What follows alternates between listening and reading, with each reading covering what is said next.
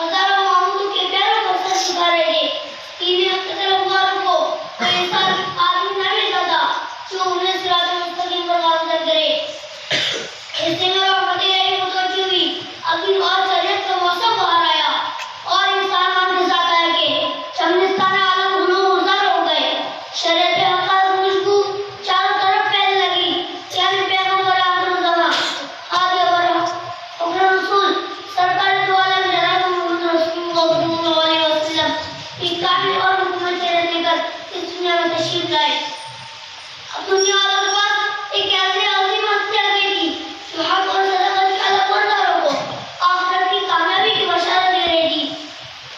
जुल्म और सितम से और कुफ्र के अलग वरदारों को जहन्नम से डरा रही थी।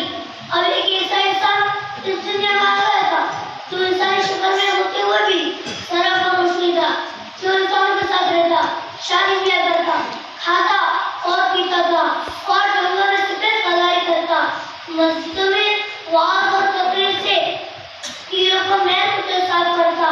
इसके बावजूद भी वो बेदाग था। उसकी किताब की तरफ किसी की उंगली न उठती न उठ सकती थी।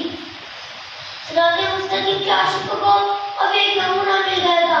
सुनाचे उन्होंने उस नमूने को अपने सामने रखकर अपनी जिंदगी का ढांचा दुरुस्त कर लिया।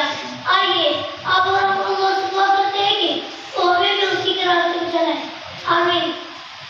आखिर में शेर की तकरीर खत्म करता हूँ कि मोहम्मद से वफा तुमने कम की रही, कि मोहम्मद से वफा तुमने कम की रही, ये जहाँ चीज़ है कि अल्लाह को कलम की रही। आखिर दावा अल्हम्दुलिल्लाह।